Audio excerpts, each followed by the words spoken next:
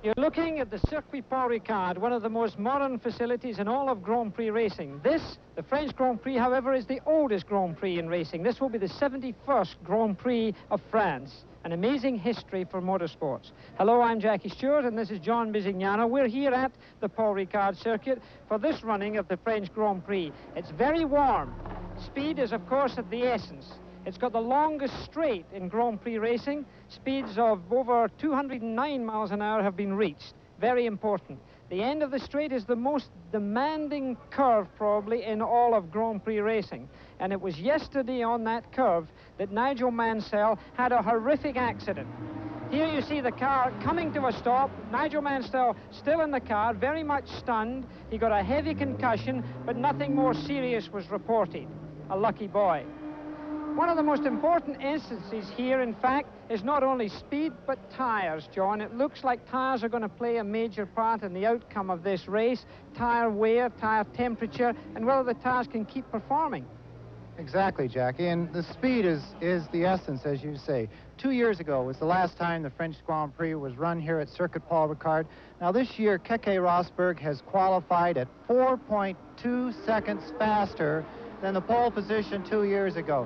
It's amazing. They keep trying to slow these Grand Prix cars down. They do everything aerodynamically through the rules to try and bring down the lap time, but still they've gone from 2:36.6 all the way down to 2:32.4. Amazing performance. Turbo power is what's done it. I had an opportunity of speaking to Keke Rosberg about his pole position. The car seems to be the fastest on the approach to the Seine turn, the one at the end of the straight. Going into that turn, you seem to be the fastest. I was out there today. Well, as a driver, you know, it's pure driving. No, the car's good in fast corners. We're using very little wing now, which we've been very confused because we really are too quick on the straight with that amount of wing. But I'm still quick in the fast corners. But yes, I do lose out the medium and slow. What about the fact that Honda have suddenly become this competitive? As we had the new modified engine first time out in Montreal, where after some teething problems, it then started working. And amazing enough, you know, we've had the reliability since then too. So let's hope it keeps on going this way. You said to me that they had got the chips right, suggesting that the onboard computer just needed programming to get the ultimate performance. Is it really down to electronics? Well, once your mechanical construction, technical design of the engine is right, which I must assume that is fairly good in this new engine, then it was down, yes, to get into engine management right, to mix the fuel and air and whatever there is going on in the right proportion, and we got that right. We made a big progress on that Sunday morning in Montreal in the warm-up, and since then things have been looking much better. Do you consider Montreal as one of your best races ever? At least one of the most enjoyable. Didn't really have much to lose. I was so far back, had good company with Senna, and it's always enjoyable, like, you know, when you can race. You're not sitting there out thinking tactics and what might break and what might not. When you can really go and race flat out, that's why we're racing drivers, because that's what we like. What about the Grand Prix of France starting from pole position? Good position to start, but let's see where it finishes. I mean, it's a big problem here. Super fast, super slow. What aerodynamics you're going to put on, how your chassis is going to be, how your tires are going to be, and then obviously the always remaining question, how your engine performs compared with the others on a given fuel. Are you going to win? I really don't know. It would be too nice if it happened after Detroit. So let's play it easy. So Keke Rosberg's on the pole, and we'll be back for more pre-race activity in just a moment. The French Grand Prix is being brought to you and John Bisignano. We're back here at the Paul Ricard circuit in the south of France, not too far from Marseille and not too far from the Mediterranean. It's warm, but it's been a very hot season so far for the constructors in Grand Prix racing. Really, Jackie, last year, by this point of the season, after 6 rounds, McLaren had dominated the entire scene with 5 victories. And in Rio, when Alain Prost went away by winning the first Grand Prix, we thought it was going to be another McLaren show. But that's not the way it's turned out. After 6 races, we've had 5 different winners. 5 different drivers, 5 different constructors, and 5 different engines. And that's what Formula One's all about. We asked Eddie Cheever, the only American driver in Formula One, about the difficulty of trying to hit that moving target of competitiveness in Formula One. Eddie, on some of these circuits, you've actually been going around as fast as the leaders, but as you say, no points yet. That's got to put extra pressure and a lot of frustration on you. Not really any pressure, because I'm doing, as long as I don't make any mistakes and I don't have any accidents, I'm doing my job. It should put, and it does put, and I make sure it puts a lot of pressure on the engineers and the team. I mean, it's all the problems we've had so far have been really silly things, like wires falling off, alternators not working. We were 4th in Montreal. You know, it's so competitive, and you're racing against the best that you're not allowed any mistake anywhere. I mean, it makes no difference if you have a $50,000 engine that explodes, or if a little wire that costs $3 breaks. And the end result is that you're stopped. Comparing last season to this season, it was a McLaren show last year. Does it make it more interesting to you as a driver when you know that there's been 5 different winners and 5 different types of cars this season? If I was one of the 5, it would, but I'm not. Last year was the first year that they had the 220 liters of fuel limitation. So Porsche and Bosch, who had lots of experience in endurance racing, had a head start on everybody. This year, everybody's had 12 months of experience with it, and a lot of people, you know, have got it all figured out. As for us, we are better, but we're still not as good as we should be. To be competitive in Formula One, it seems to be like a moving target. Things constantly get faster. They're trying to slow the cars down, yet the lap times are always faster. The lap times are always faster because, like you said, Formula One really is the most competitive car racing in the world, automotive engineering. And you funnel millions and millions of dollars into development, just development, not even running costs. I mean, every time we test, we're always finding some little thing that goes a little bit better. You're always looking for 10 more horsepower or 2% more of fuel consumption. A lot of things you have to do. Well, that's what Eddie has to say. But keep in mind, there's a lot of the big manufacturers involved, not only Alfa Romeo with Cheever. Keep in mind, there's Honda, hotly competitive, BMW are in there, Renault are in there, the TAG engine are in there, Ferrari are in there. It's a very hot season. We'll be back.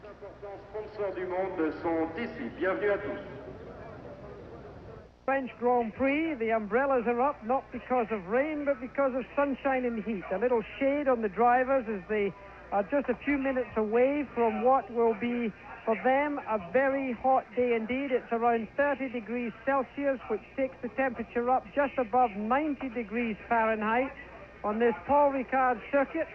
It's a circuit that is 3.61 miles around, and a race that promises to be something special, John. Really, Jackie, qualifying has been so exciting. Everyone's being extremely careful with their tire selection here. Tire wear is very important, and in this heat doesn't really help things anymore. Keke Rosberg said yesterday that during his qualifying run, he could not get a set of tires to go the whole distance of 1 lap. And it was actually that he saved his tires for the second half of the fast lap that gave him his pole position.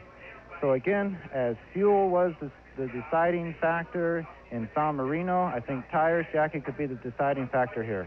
They will indeed, whether the guys can keep the tire temperatures down to the correct temperatures and whether they stay there. Let's have a look at the starting grid now as we look down from the Ricard Bridge here to the starting lineup. Keke Rosberg put up a pole position time of 1:32.462, an amazing fastest lap in qualifying yesterday. Just pipped Ayrton Senna from Brazil. Then on the second line is Michele Alboreto, the World Championship leader in the Ferrari. Along with him is Alain Prost of France. Then on the third row is Nelson Piquet of Brazil, with Niki Lauda coming up into that third row. 6th fastest is Niki Lauda. That's a big improvement on him. As we zero in, you can see our picture there showing the mechanics of the Keke Rosberg car standing there. Young Dobbin there, the man kneeling down, you can see talking to Keke Rosberg. He's one of the oldest mechanics in Grand Prix racing, was one of my mechanics way back in BRM. Let's go back through the starting grid again as the camera pans over to Ayrton Senna. Elio De Angelis, the teammate of Ayrton Senna, is 7th fastest. He is on the 4th row, and then Nigel Mansell should have been alongside him, but he had a horrific accident yesterday that he's unfortunately got away with. He's flying back from Marseille's hospital today back to England. He had a head injury, only knocked himself out, has concussion, but is going to be fit enough, hopefully, for the British Grand Prix. But Berger is alongside him from Austria, driving the Bartley Arrows car.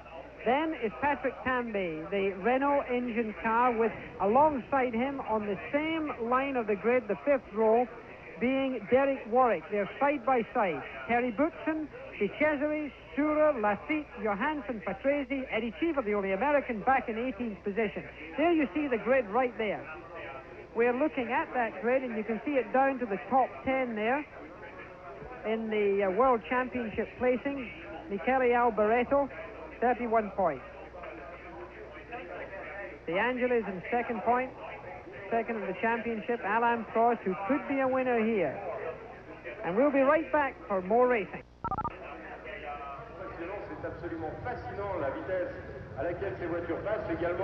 Engines have now been started up. The motor sign was shown there, and you can see a very clean grid as the cars in staggered position. This is now going to be the parade lap. There are 53 laps in the race plus one parade lap, and there you see the grid as we see it. Keke Rosberg, then Senna, Alboreto, Prost, Piquet, Lauda. As they move off, there you see the rest of the grid being filled in there. The sixth row, bringing De Cesaris at the end of that sixth row there. The drivers already moving, and then Mark Surer on the second Brabham Olivetti BMW. Jacques Lafitte, Stefan Johansson not having a very good day in qualifying, way back at the bottom end.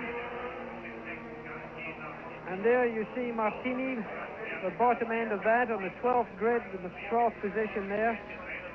12th line of the grid. As they go around this very picturesque racetrack, John, I've raced here many, many times, but each time I come here, I always think it's a lovely racetrack to come to. Well, this whole part of France is very nice, Jackie. You can see the mountains. It's where the mountains meet the Mediterranean Sea.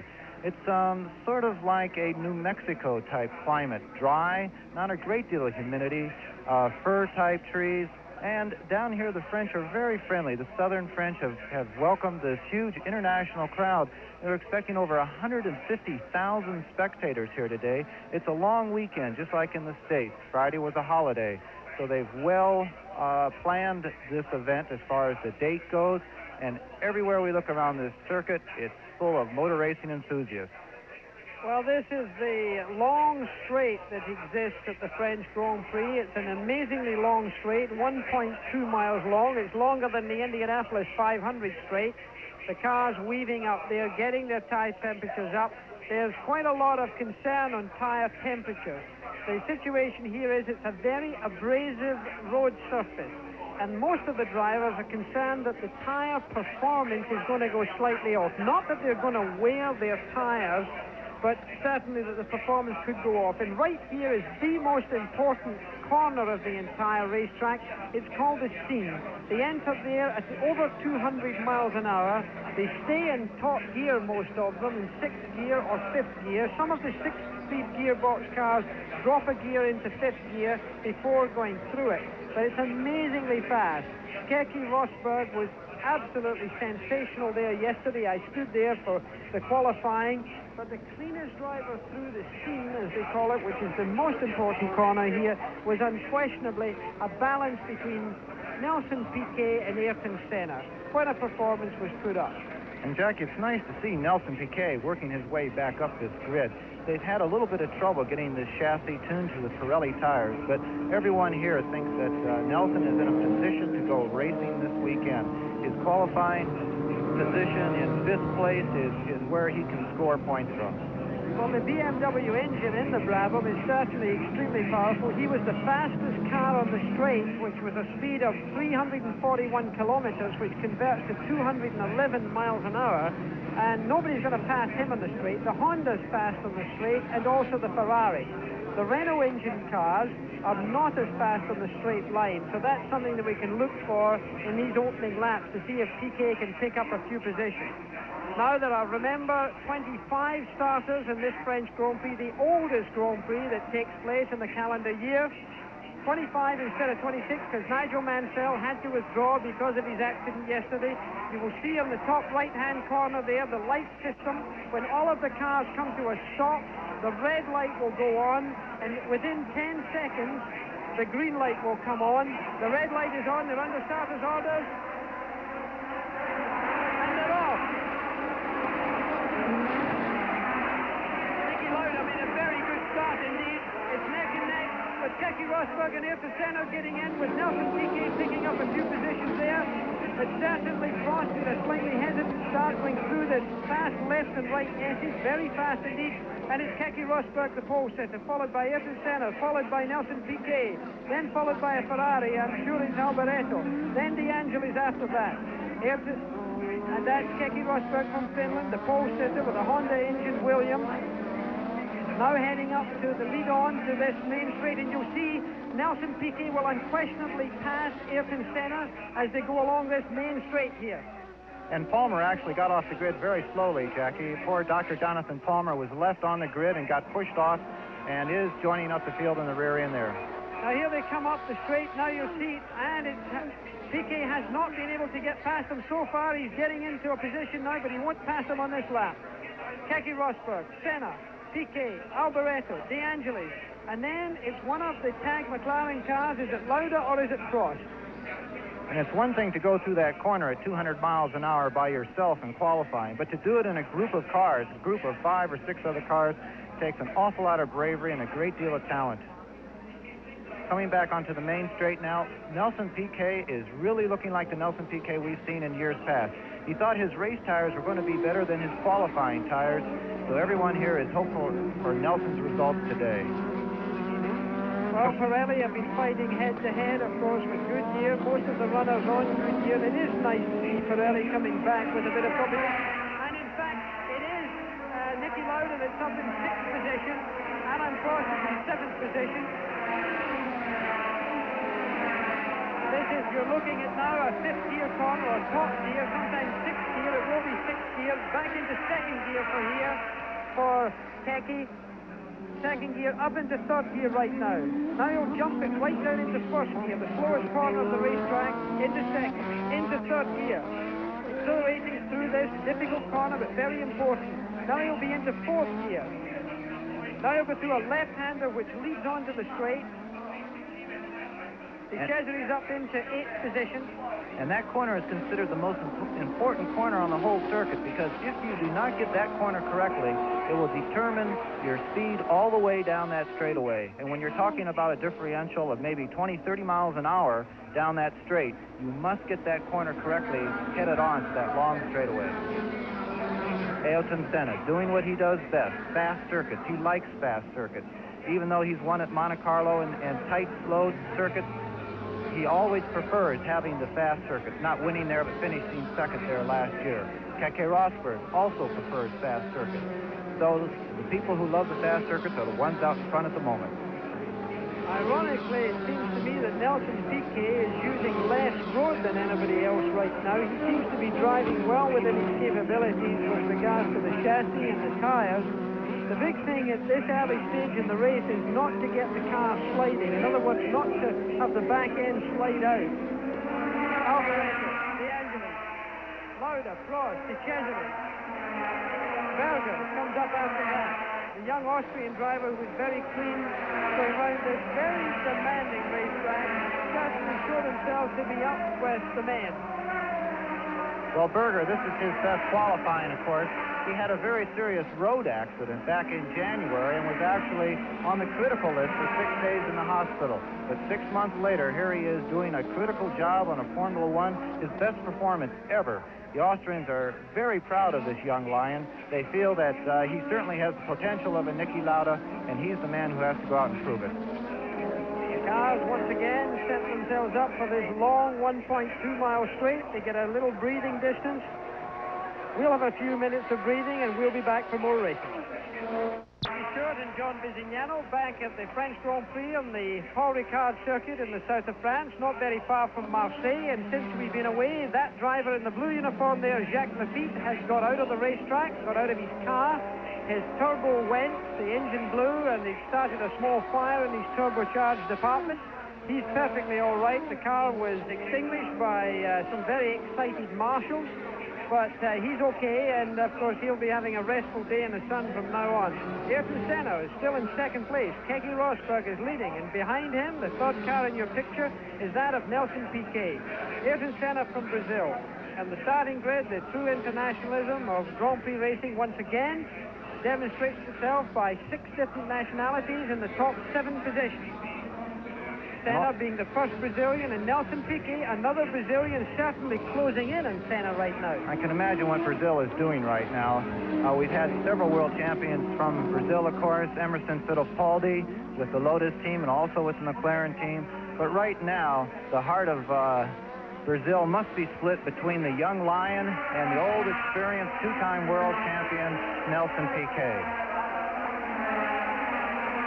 Well, in fact, we've got the commentator from Brazil just on our right-hand side here, and I can tell you right now there's a lot of talking going on at a very high level of pitch.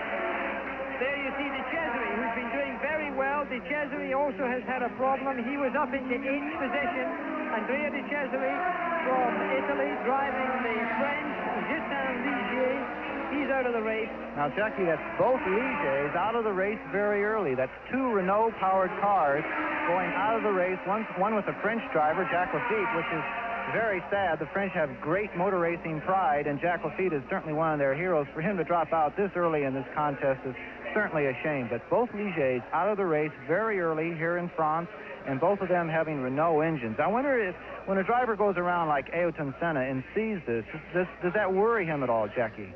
Well, I don't know. I think that there's so... Oh, and the Ferrari's just blowing. That's Michele Alboretto's turbo has just gone. In fact, it may not be a turbo in his case. It may be an engine. It is an engine. It is an engine. That is oil smoke coming out from a hold piston. You'll probably find that there's contact being made by the valves to the piston, and he's popped a hole in the piston, and that's the end of him. Now, he did 3 different engines in practice. Ferrari lost 3 engines in practice. That's very unusual for Ferrari, which too. Is extremely unusual, and he's a man I picked to finish in 3rd place in this race, so that doesn't look too good for our little lottery. Well, my side of the betting's going quite well right now, but unfortunately, Jackie, he blew that engine right at the breaking point, down from some 210 miles an hour, where they go down to a mere 80 or 90 miles an hour. That could be a problem throughout the next few laps if he did spill oil on the track right in the braking line. Well, we'll keep an eye on that as the cars get round after the teammates. It now does seem there's one very good race getting on there for 4th, 5th, and 6th position. That's our 2nd place man, Ayrton Senna, in the bright yellow helmet, closely followed by Nelson Piquet with the BMW engine. Right now it's Honda, Renault, BMW in the power plant business. Then followed by another Renault engine, by De Angelis, then by Niki Lauda with a Tag Porsche engine, followed by Alain Prost with a similar power plant. So there's been very good representation within the motor industry right here. Now there you see Piquet stalking Senna, and I have to believe he's just about ready to flip out there and overtake him, but he's taking his... There he goes! And he can't make it. He just cannot make it. Closing the door at 200 miles an hour, it must be quite a maneuver. Well, it's quite interesting that he left it so late on the straight before he made the attempt to pass. It must mean that he hasn't got the boost turned up as much as he might normally have. The BMW engine would normally be expected to run with around 800 horsepower in the race against 1,000 in qualifying, whereas the Renault engine would be running with around about 750 brake horsepower. That leads me to believe that Nelson Piquet is running for a finish here, has turned down the boost in the interest of fuel consumption and for reliability. Well, like you say, his driving style, Nelson Piquet's driving style, is not as hard as Keke Rosberg's and Ayrton Senna. It looks to us that he is really trying to save his equipment. Well, the feedback from the pits, the information is that Andrea De Cesare's reason for retirement is his drive shaft was broken. And, of course, the problem that we had with Jacques Laffite was that it was a turbo that blew, and I'm almost certain it's an engine itself that blew in the Ferrari of Michele Alboretto. So they're all out. But look how close Piquet is. Coming onto the main straight almost now. Nelson Piquet tucked right in behind Ayrton Senna. And I think we're going to see a pass here. I think almost certainly he's also using a lot less road. That was him sticking it into... sixth gear there. He's got a 6-speed box against Ayrton Senna's 5-speed box. And you're going to see a pass. He's passing now. Can he get through? He hasn't got the fast line right there. If they're going neck and neck, but they're not, Ayrton Senna has given way.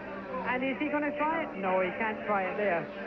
So we have a new man in second place. Nelson Piquet of Brazil takes over second place from Senna of Brazil, but they are still considerably behind Keke Rosberg of Finland. Keke driving the Honda engine car. Might interest our viewers in America to know that Honda flew 2 fresh engines in from Tokyo specially for this race. They flew them in, drove them down from Frankfurt to Marseille here, and installed them in for the race. They're looking for reliability and fuel consumption. So I think we're looking at something very serious from Honda here, which is very encouraging, I think. This team have done well over the last 2 Grand Prix. Well, as you say, it's the effort that makes the results in Formula One, and with that type of effort, it's really nice that his mechanics can see him actually leading the event. I think Brabham are really doing well. That's a terrific break for Brabham to be in second place right now. So I think that's a great arrival, not only for Pirelli, but for BMW, and more than anything else from the Brabham mechanics. And we'll be right back for more in the French Grand Prix. Jackie Stewart and John Bisignano back at the French Grand Prix in the south of France. We still have a leader in Keke Rosberg. In second position is Nelson Piquet. In third position is Ayrton Senna. In fourth position is the man you're looking at, car number 11, with the John Player Lotus, powered by the Renault engine, closely followed by Niki Lauda and Alain Prost in the McLaren with the Marlboro, very distinctive Marlboro red and white coloring, and with a tag Porsche engine in the back. This is a very close race indeed, and I rather think that if Niki Lauda gets past Elio De Angelis, you will see him drawing away, and I think you will also see Alain Prost dealing with De Angelis also. Quite an interesting thing coming up here on the main straight. De Angelis has a habit of weaving from one side of the racetrack to another to try and break the draft or the slipstream. This is something that I personally disapprove of very much, and it may not happen in this, but let's have a look. Here are these 3 cars packaged together, and look how Piquet has closed up on our leader, Keke Rosberg. He's really hunting for him. Rosberg had a useful lead. The oil flag is out. They're showing an oil flag, which is enormously important in such a fast part of the racetrack, and that oil was dropped by Michele Alboretto's Ferrari when the engine blew. When oil goes down on the racetrack, a red and yellow striped flag goes out to tell the drivers the surface is slippery. And right now, it's really a cat and mouse job we've got here with Keke Rosberg hanging on to his lead that's becoming more fragile. But Jackie, you can see the front end of Keke's car breaking away. They've had understeer problems with that car actually for the last 2 years or so. Nelson is not using his equipment nearly as hard as Keke Rosberg is. He's going to pass him. There's no doubt about that. We haven't seen Nelson Piquet have any type of mechanical advantage or technical advantage for the last first half of this whole season. Now, at this Paul Ricard circuit, that car is a 118-inch wheelbase car. It's the longest wheelbase in Formula One. And, of course, the long wheelbase is a great help on the fast circuit. Some cars are actually only 108, 110. Average is around 112. So there's 118 inches of wheelbase in that Brabham Formula One car. And across the flat-out 200-mile-an-hour straight, that is a great advantage. Well, we've just been given information here. It looks like Ayrton Senna may be out of the race. He's having trouble. It looks like he's having gear He's not in our trouble. picture, Jackie. He's not in the picture. He's not in the picture. It looks like he's in trouble. And it does look like Jonathan Palmer's in trouble, too. He's missing. And it could be that Niki Lauda has passed De Angelis, so we're going to have to keep an eye on that. We're getting this coverage, of course, from French television by courtesy of them. So we'll have to have a little look and see what's happening behind there. And you see, really this is getting very tight here. Look how close Piquet is. Very much tucked in behind him. This is in the corners leading up to where the start-finishing line is. And this is a long left-hand bend here. It's a second gear corner, now into third gear. And now Keke's really having to start to protect his inside, and that slows down his lap times. He's having to protect the ground to keep that Brabham behind him, but in doing so, he's going to lose his positioning on the track. He cannot do that leading onto that long straight, Jackie, or it's going to cost him all the way down the length of it. Well, the power output in both of those cars very similar. It could be that we can see a situation here where we've got two very well evenly matched power plants with regards to speed. The one advantage that Keke Rosberg seems to have is that you will see that the rear wing is much narrower on the Honda Williams than it is in the Olivetti-sponsored Brabham. You will see that that wing is much narrower, and because of that, he gets better straight line speed, not as much wind resistance. But let's see what happens right now. And Lauda, as you can see, has passed De Angelis, so Niki Lauda's in third, and Ayrton Senna's in the pit. Ayrton Senna is in the pit. Having a look at the rear end of the car, the bodywork coming off in a sprint race like this. This is really a 100-meter sprint for these race drivers in comparison to an Indianapolis 500 or a Daytona 500. You can't afford to come in for unscheduled pit stops. Especially, Jackie, in this heat. The cockpit temperatures, there he goes, on the inside. And I think Keke Rosberg Keke is fighting right straight back. Keke Rosberg getting taken on the inside by the Brabham of Nelson Piquet, and Nelson is pulling away, Jackie. I don't think there's going to be anyone who can challenge back that type of performance on this particular circuit. And here's the replay. Well, it's under braking after the 200-mile-an-hour corner. He takes the inside line here. It is a line that can be taken.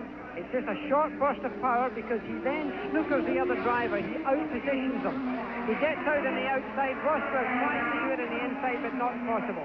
Now, Alain Prost, and he has also passed De Angelis. So now we have Niki Lauda followed by Alain Prost. So the order of the lead should be Nelson Piquet. Then you have Keke Rosberg. Then you have Niki Lauda. Then you have Alain Prost. And then you have Elio De Angelis. You were talking about that smaller wing, Jackie. Actually, race car designers try and use the rules to the maximum. If it can be 10 centimeters, they want to make it exactly 10 centimeters wide or high. But in this case, the wing has actually been cut below what the rules will allow. And he is the first team to actually try and do this, but it has been working so far. But at the moment, I think Keke Rosberg wishes that he had a little bit more boost going down that straightaway. Well, right now, Keke Rosberg is going to be in trouble by the McLaren cars are going to catch him. Niki Lauda's looking in that direction. We'll be covering, of course, live on ESPN, this French Grand Prix, and we'll be back.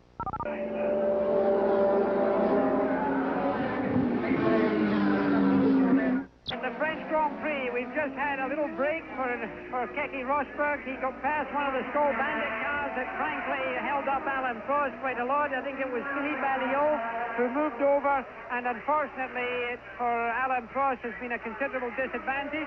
Prost has got past him now, getting into the slipstream of Keke Rosberg. And here we have this replay again. Keke Rosberg on the left-hand side of your picture gets past Alliot. Alliot moves over, doesn't let Alain Prost through. Prost himself, I think, realized that before it happened. He tucked back in. Rather than expose himself to a potential incident, he wisely, maturity showing there by Alain Prost, he wisely, at this stage in the race, did not take the chance of trying to slip through. But he hasn't lost much by it. He's got himself back in again behind him, and look how much of that curb he uses. And look how close he is.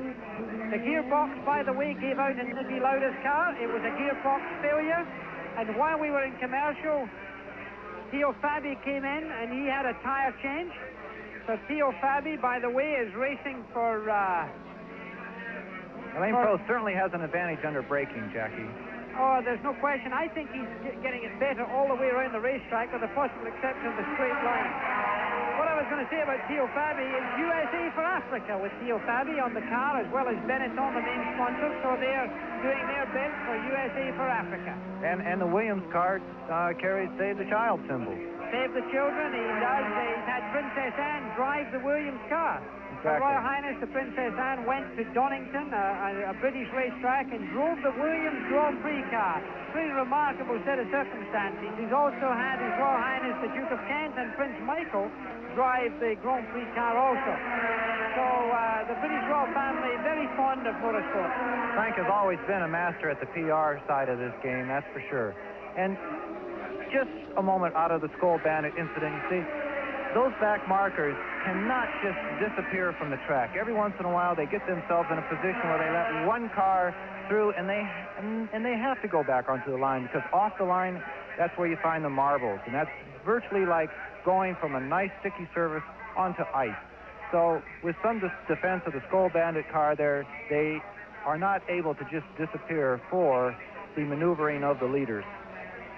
Well, now we're still at Keke Rosberg and Alan Prost. But, you know, we've almost forgotten about the man who's really leading this motor race, and nearly at that. Really? So we're forgetting about Nelson Piquet, who's way out in front. I mean, has an enormous advantage, and I must say that Nelson Piquet's drive here so far has been truly copybook. You couldn't have asked for a better performance from Piquet. Brundle in the pits with the Tyrrell. Well, Martin Brundle driving the Tyrrell car with the Renault engine for the first time, and Alan Prost is awfully close. He's trying to do it. Can he do it? No. That's a top gear corner, 180 miles an hour to the left and then to the right, then heavy braking into second gear. Second gear corner here now. Blurt with the accelerator up into third gear, then back into first gear. Into second gear, just at the exit of the corner, into third. You know, Jackie, their tire's still looking pretty good shape. But we can see here on our monitor, I really don't see that much wear going on at the moment. There have been several cars stopped for tires, but what do the tires look like to you there? They look good. I don't think we've got a wear problem as much as a temperature problem. Goodyear, of course, came here for tire testing and really did a lot of preparation. And by the way, you're seeing a possibility now of crossing very close behind Rosberg. He's left it very 200 miles an hour. He's very late. He can't do it. The Honda just has that extra breath.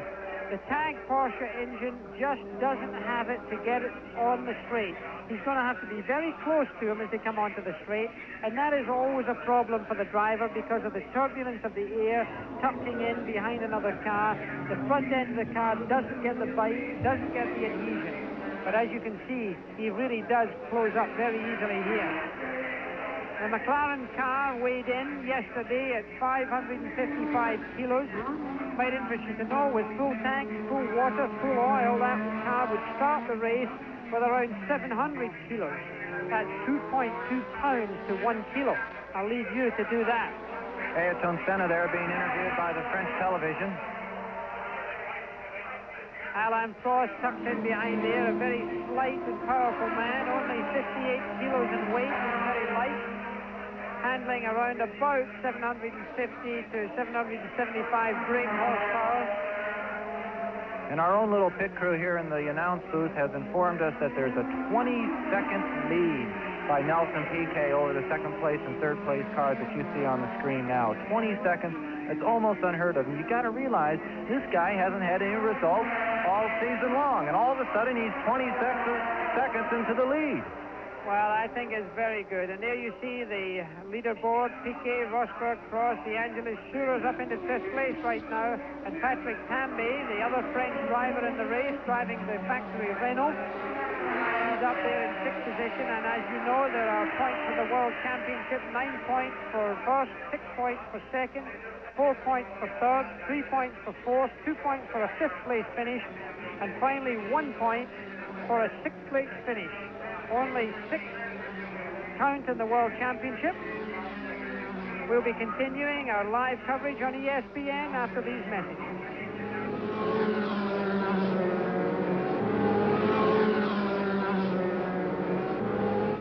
The French Grand Prix in the Paul Ricard circuit is Jackie Stewart along with John Vizignano. You're looking at the battle for second and third place between Keke Rosberg of Finland, driving the Honda engine Williams car, and the Marlboro Tag McLaren of Alain Prost of France. It's been a very active race so far. Incident free with regards to driver injuries. Ayrton Senna's had an accident. He's out. He's okay. We had several engines blow, but generally speaking, it's been a very fair and even race. Nelson Piquet is our leader, and a healthy leader he is. More than 20 seconds in the lead he is, driving his Olivetti-sponsored Brabham with a BMW engine on Pirelli tires. The tire war is on. Goodyear is tight close behind them. A lot of speculation as to whether the Piquet-Pirelli combination could do it, because they have certainly been out of the picture all of this season so far and have re-entered the picture. And I think everyone is pleased for Nelson Piquet, who of course has been a world champion twice and has been always competitive, and this year has been a disappointing year so far. Exactly. Very much disappointing for him as a driver, but as you say, disappointing for the crews. These crews work 60 hours, weeks, sometimes, and only 4 days of preparation for a Grand Prix. 10 days between Grand Prix with 4 days of traveling in there. When you talk about all-night preparation, they give as much as the drivers do, and there's a great deal of competition between the mechanics themselves. These people are side by side in the garages. Here you see Elio De Angelis' Lotus, who we cannot forget is in fourth, a bit of a distant fourth. But these mechanics have a great deal of pride in their work and a great deal of competitiveness between themselves. So a victory for a driver is just as good a victory for the team. Now, there's one thing I want to point out on this straightaway. Around the turn, you'll see some red and white curves on the outside exit of this turn. Coming up right here on your screen on the left. Now, that curve is actually almost a good 1.5 feet high. Around that corner, 200 miles an hour, the drivers are actually driving beyond the limit of that corner. If that curve was not there, they would actually go off the circuit. They have to set themselves up tire-wise and mentally to actually drive beyond the limits of themselves. The car hits the curb, that stops them from going off at over 200 miles an hour. Well, you were giving a lot of credit there to the mechanics, and rightly so. And look how Alain Prost tucks in at that point. The mechanics are an integral part of any success of any driver. The driver has to motivate his team of mechanics in a very positive way. Some of those mechanics have been in the business for a long, long time. Chief mechanic of Keke Rosberg's car, Dobbin by name, was a mechanic to Graham Hill, then a mechanic to myself. He's been in racing since 1960. I think he and Bob Dance are the two oldest crew chiefs in Formula One. Bob Dance is for, of course, Elio De Angelis' car and Ayrton Senna's car. He was the mechanic to Jim Clark, to myself, to Graham Hill.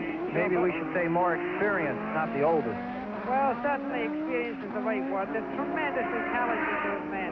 And incidentally, in the Lotus pit, as always, Kenny Szymanski is participating. He looks after the tire business with the car that you're looking at right now. Kenny's an airline steward for American Airlines, comes from New York City, born in Wisconsin. Kenny comes to all those races, every one that he can get to, and that's a pretty remarkable performance. And he's certainly part of the American group in Grand Prix racing today. Alain Prost, not able to do it. A very small American group, if I may say. Well, this is the French Grand Prix. We're going to take another commercial break, and we'll be right back.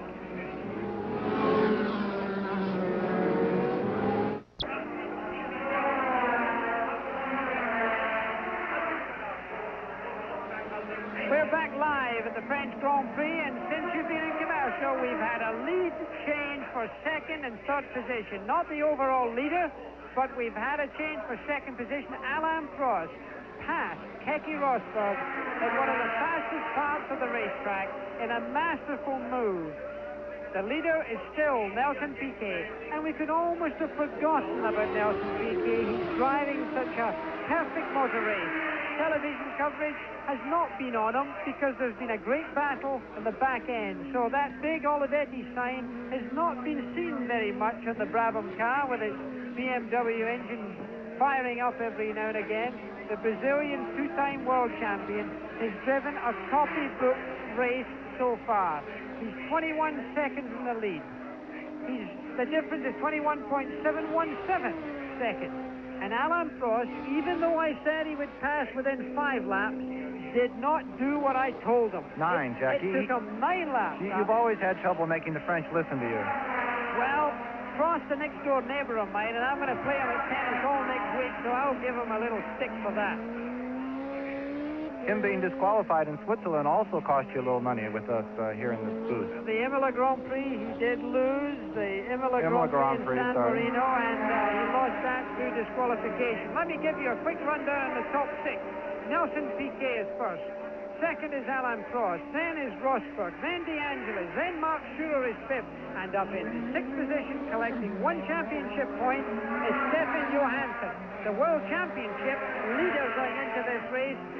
The Ferrari driver, Michele Alboreto, is out with a blown engine. De Angelis is very much a collector of points at this stage, as also is Stefan Johansson. And, of course, Alain Prost is in a position right now where he's holding down 6 points in his World Championship if he's able to hold that second position for the remainder of this race. Jackie, let's make a point here again. We're bringing up Mark Schurer, but he started in 14th qualifying position. Now, he's in the same type of car, same chassis, same relative setup as our leader. Our leader is 21 seconds ahead, and Mark has been cutting through this field like he has never been able to do so before. He's passed the Ferrari, he's passed the Renault, he's passed other BMW-powered cars, and he is now actually closing in only 3 seconds behind Elio De Angelis in 3rd place. It's not inconceivable with as much time as we have left at the 1-2 Brabham finish. Can you imagine that? Well, that would be something impressive, I'm sure of that. Certainly would be impressive. Alain Prost wouldn't like that to happen, however, and he's got a fairly healthy lead. Alain Prost over his 4th and 5th people. The 3rd man, of course, Keke Rosberg, isn't so far behind him. And Keke Rosberg's in trouble. Keke Rosberg's in the pit. Coming into the pits. Looks like a tyre change. We've changed over now to Alain Prost, who you can see is at the far end of the racetrack. Now the Williams team is in fact changing tyres. They're not talking about the engine cover coming off, purely changing 7, tyres. 9, 10, out of the pit. 10.25 seconds it looks like to me, and he accelerates hard away with the Honda engine. You know, Jackie, there was some very good evidence of both Prost and Keke being in a bit of tire trouble because Fabi in the Tolman had changed tires early, was catching both of them. So whenever you see someone who's come into the pits, gone out of the pits with fresh tires, starting to run and even catch and trying to set up an attempt to pass the leaders, you know that those leaders are soon to be in the pits for more tires. 17 seconds. He's slowing down a little bit, but he's not using the curbs, Jackie. Everything's cool and smooth. Now, do you really think we're halfway through this race? Do you really think that he is beginning to slow down a bit and conserve himself and the car? Oh, yes. I think Nelson Piquet is certainly not driving hard. We've completed, in fact, 40 laps of a 53-lap race. So we're in real good shape as far as he's concerned, and he's got space in hand. We'll be, of course, continuing to cover live this French Grand Prix, but right now we have a commercial message and we'll be back.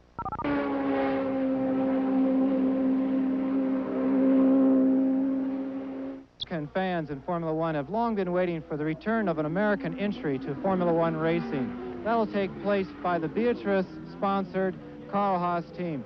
With us is the Director of Communications for Beatrice, Dick Stoller. Dick, what's the situation with the development of the new car? Well, the car's on schedule, John. We still expect to be at Monza. The rumors are going around that we're late moving into our plant near Heathrow Airport from the plant we now have in Woking. They're true, but it really hasn't stopped any of the progress. We expect to have a car on the track by mid-August. All the testing will be done prior to Monza, and hopefully we'll be there in force. And what about Alan Jones? How's he coming along? He had a bit of a problem with weight earlier in the year. Is he down and ready for Formula One competition? You know, I think he's really surprised everybody, John. He fits into the same driver's suit today that he did when he retired in 1980. As a matter of fact, the people at Simpson Safety Equipment called up and were absolutely shocked, but he fits. For an American to go against the pride of Europe, Ferrari, Renault, BMW, and so forth. Now, next year you'll have the Ford engine to help you out, but still, it's a great challenge for an American entry and an American company to take on this international competition. Well, you say an American entry, an American company. We're really an international company, and that's the reason we're going racing. We have operations in 102 countries on 6 continents, and people know us as Samsonite and Avis and other brands that are worldwide among some of the many national brands we have. So we consider it an American challenge, yes, but an international challenge also. After all, Alan Jones is an Aussie. Well, for us Yanks, it's good to have you boys coming back into the scene. It's going to be terrific. ESPN's live coverage of the Grand Prix of France continues as the Brabham that you see leaving the pits is Mark Schurer. But there is another Brabham in the story, and it's in first position, and that be of Nelson Piquet. Number 7, Olivetti BMW Brabham. Piquet from Brazil, closing up now on Beloff's Ford engine Tyrrell, the only Ford remaining in the Cosworth Ford setup for this part of the year, although later in the year there will be another Ford engine which will go into the Beatrice chassis, and that of course will come 1986 with the Ford engine. In the meantime, they will run at the end of this season an engine of the Hart construction. But right now, the story is an amazingly clean race by Nelson Piquet. The speculation now is, of course, are Piquet's tires going to be able to last for the entire duration under pressure from Alain Prost? Is he going to break down that lead? The last time we talked about it, it was 17.5 seconds. Now down to 14 seconds. And we're having a look at a tire there. French television supplying the coverage of this Grand Prix that we're sending to you by satellite live from the south of France, just above the Mediterranean. But of course, Jackie, speaking about the tire situation, Nelson has been in a much better position to cool his tires when they needed to be cooled down. He's in a much better position to conserve his tires. Here we see Elio De Angelis catching up with Keke Rosberg. But if anyone's in tire trouble, it must be Prost. Well, in fact, Elio De Angelis has been having a misfire recently, so I suspect that Rosberg, who has just done the fastest lap, you can see there, in a time of 1:40.481 seconds. And that's on new tires, Jackie. Of course, the new tire will always give you a slightly better performance. I think he's got himself up into third position again. That is, of course, Nelson Piquet. Head slightly wandering to the side as if he were tired there. He was looking down. It's not like a driver to do that. Well, of course, this is the longest and hardest and farthest he's driven all year. He hasn't been having a lot of reliability from his engine, from his tires, or his chassis, it would seem, but certainly they've all got the package together right now. He's being, of course, hounded by Alain Prost, who looked like, at the beginning of this season, being able to repeat an amazing year that he had in 1984. And I have to admit that I chose Alain Prost to win the World Championship when I made my predictions back in December. He, of course, is sponsored not only by Marlboro, but by the TAG company, that's Technical Jobs. Mansur Ojei is the president of that, and he, of course, is here with the rest of the Ojei family. And his American wife, Kathy. Kathy is an American wife, and the Johnsons no doubt will be looking in America, the parents of Kathy. They've had one young son, and there's one in the family, and Kathy's expecting a new baby. So everybody in the south of France here for this Grand Prix. It's one of the most colorful Grand Prix in our calendar year. Very elaborate racetrack. Paul Ricard is a very rich Frenchman. The Ricard drink that he has made his name with and a great fortune with. He spent a lot of money on a museum here and on a racetrack. He's a great collector of art, one of the biggest Salvador Dali collectors in the world. As Nelson Piquet continues to lead this Grand Prix on Paul Ricard circuit in the south of France, from Brazil, Nelson Piquet, ESPN's coverage. We'll be back.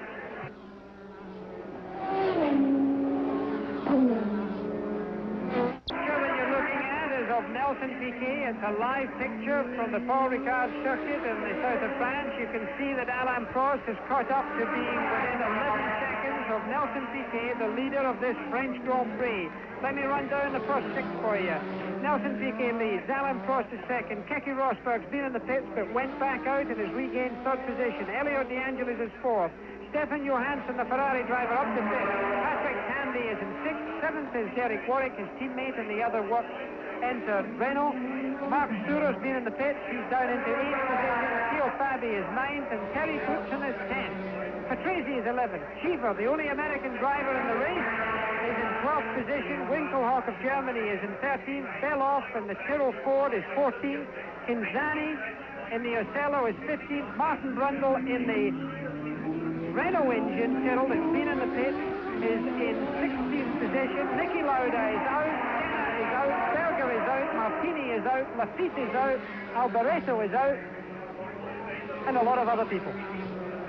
Well, there certainly have been some retirements. The heat and the difficulties of these long straightaways taking their tolls on both drivers and equipment. It's been a very safe race, Jackie, and this is a very safe racetrack. I think you had something to do with the design of the safety of this track.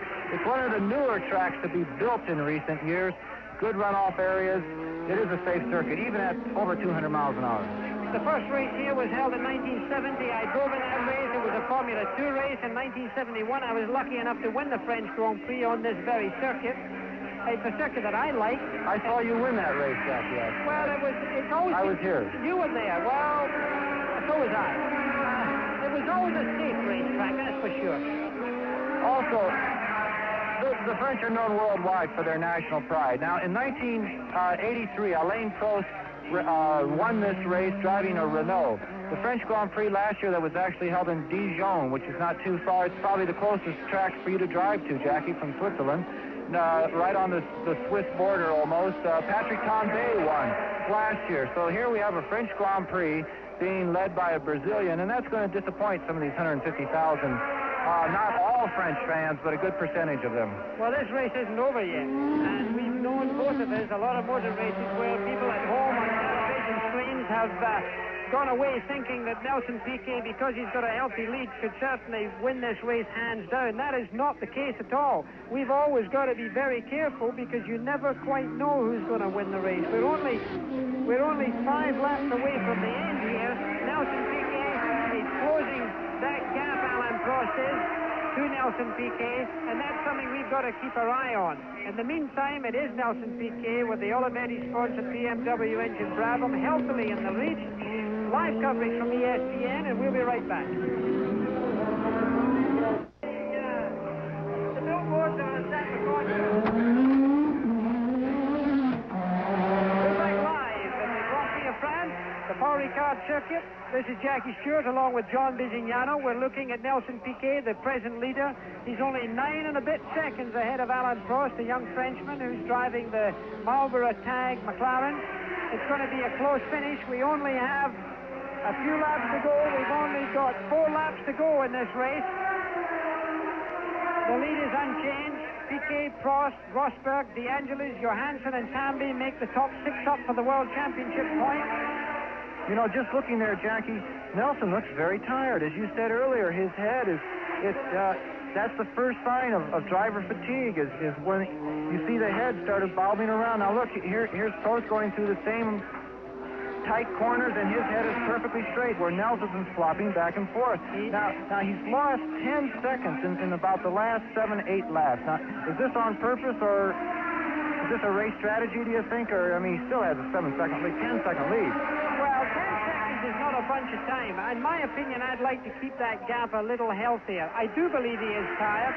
Nelson Piquet is not the most robust man, and I did, as you noticed, say earlier on, as you correctly observed, that his head was flopping to the side, and that, because of the weight of a crash helmet, can be the first signs of fatigue. Nelson Piquet has twice fainted on the winner's rostrum that I can recall. This is a hot race, and as you again mentioned, he hasn't done a full Grand Prix distance this season.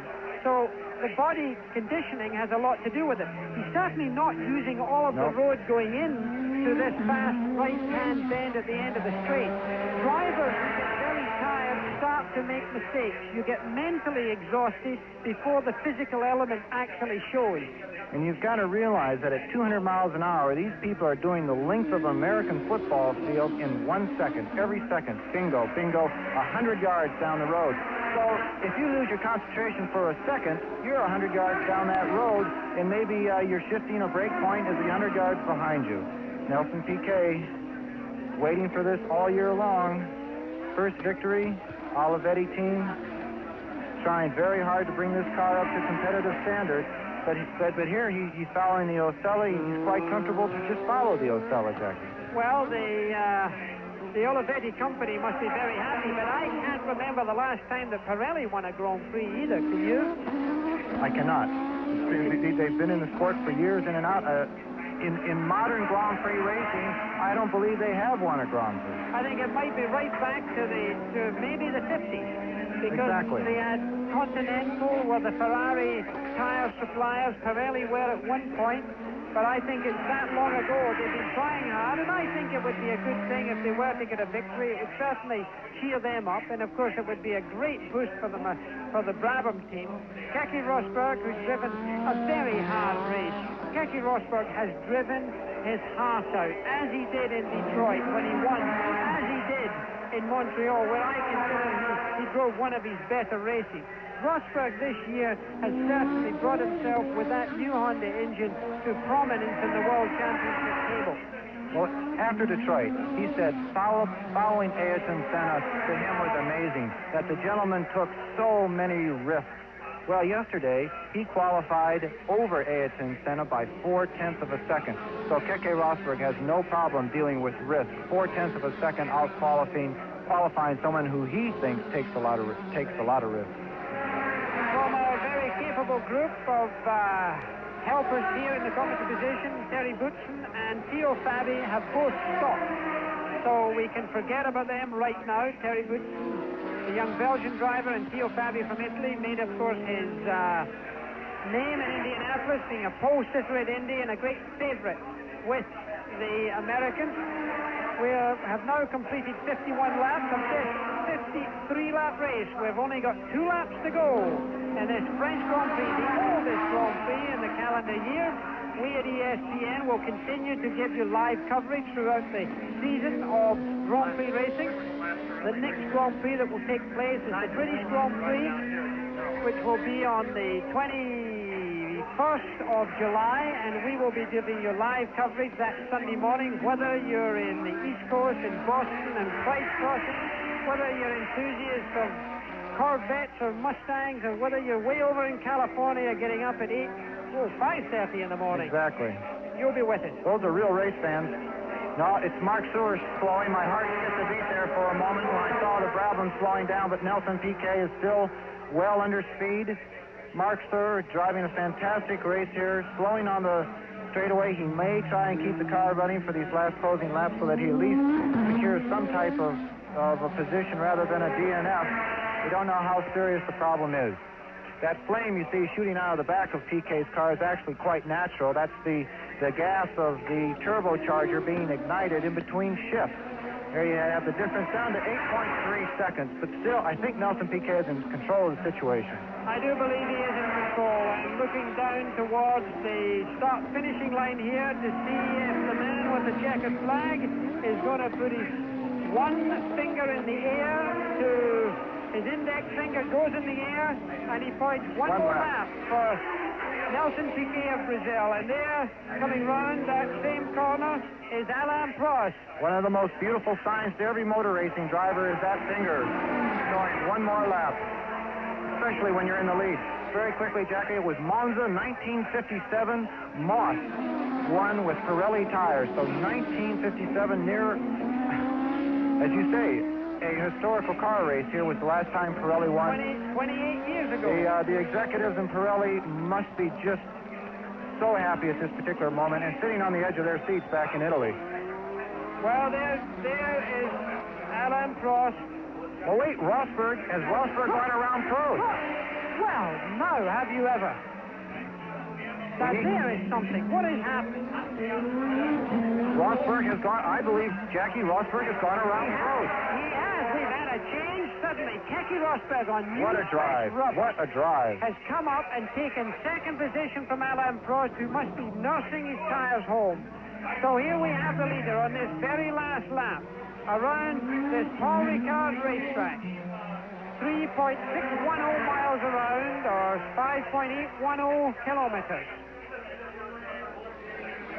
Nelson Piquet from Brazil. He's only got a look at that car slide. Look at that car slide, Jackie. I tell you, I bet he's very happy he only has a quarter of a mile to go. He's got a right-hander, then he's got a left-hander. Here we go. One final right-hander, and he's going to take the checkered flag. Come on, Nelson.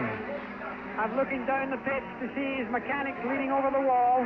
They can't jump over the wall anymore. That's a $10,000 fine. And here he goes, the checkered flag. All right. Brazil and the Brabham. He's pulling to a stop. He's coming to a stop right in front of his pit. There's been a lot of this going on recently. The cars have got to be Keke waiting. Rosberg coming to a stop. Prost coming to a stop. All coming to a stop. 1, 2, and 3. And what a race for Keke Rosberg. He gets second position. Alain Prost gets third position. Elio De Angelis takes fourth. Stefan Johansson is fifth. In sixth position looks like Patrick Tambay. Those finishes, of course, are subject to official confirmation. For sure. And that will not be given until actually later tonight or early tomorrow morning. But quite a remark. There's Stefan Johansson. He's passed Elio De Angelis. Oh, Elio's coming back. Elio's trying to pass him. This, in fact, is right on the final lap. I gave you finishing off. On the outside? No. Elio De Angelis trying to get through, and Stefan Johansson takes fourth position. He does it. Stefan Johansson is in fourth position. Elio De Angelis locks up his brakes. Everybody is stopping. He gets out. He's annoyed. Elio De Angelis is jumping out of his cockpit. He's upset. Remember, he's second in the World Championship. These points are more meaningful to him than anyone. His car was not even properly parked, I have to tell you. It was almost in the middle of the racetrack. He may well There could be a fine on that get one, a Jackie. fine. And there you see the Renault of Patrick Tambay coming through. He will be taking sixth place. Jackie, what about this situation out here? Here we have 6 cars stopped on the main straightaway. I can't see the officials letting this go on too much longer. No, what they're doing it for... Explain why that is, Jackie. These cars have got to weigh 540 kilos. And when they are empty of fuel, everybody is very concerned that the cars will go below the limit of weight. And this is what happened to Alain Prost in the Grand Prix of San Marino. There you see the final classifications, of course, subject to confirmation. Alain Prost went round the racetrack, used up more fuel, and when they weighed the car in the end, it was below the limit. It was below 540 kilos, and he therefore lost the race. He was penalized by only being 2 kilos underweight. He actually said if he would not have done the warm-up lap, he would have retained the victory. So I mean, the cool-off lap. If he would have not have done a cool-off lap, he would have retained the victory. But it is a risk, and I don't like to see cars parked on the racing circuit. This has, of course, been an extremely exciting end to this French Grand Prix. We'll be back to give you more information in just a moment. 31-20.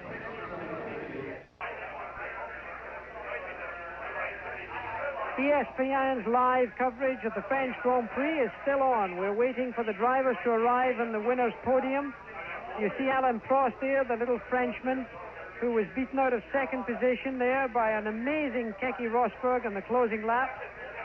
Nelson Piquet has been the winner. Keke Rosberg was second. Alain Prost was third. An amazing Stefan Johansson on the last few corners got past Elio De Angelis to finish fourth. De Angelis being fifth and Patrick Tambay being sixth. An amazing race. John, your comments on the race. Well, my first observations, we have had 7 races with 6 different winners. That's 2 different tire companies, 6 different drivers, 6 different chassis, 6 different motors.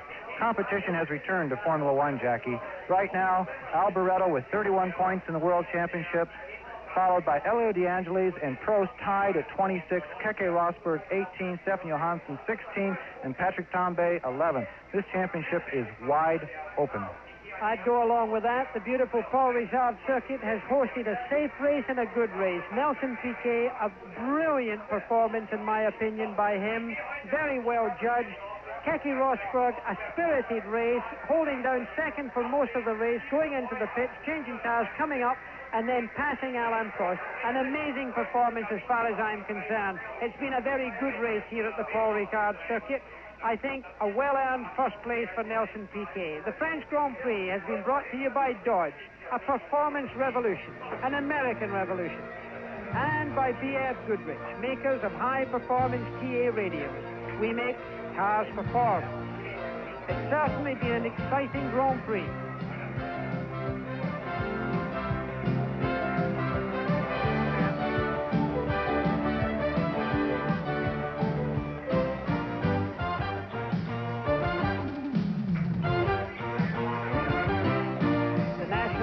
Being played there for the winning team. Keep in mind that we'll be live again for the British Grand Prix on Sunday the 21st of July at Silverstone, only 2 weeks away. And of course later today you'll be getting the CART Cleveland Grand Prix coming to you live at 12:30 Eastern Time. A very sunny and warm and beautiful French Grand Prix climate to you as Nelson Piquet raises his china and raises his trophy, as do the other drivers.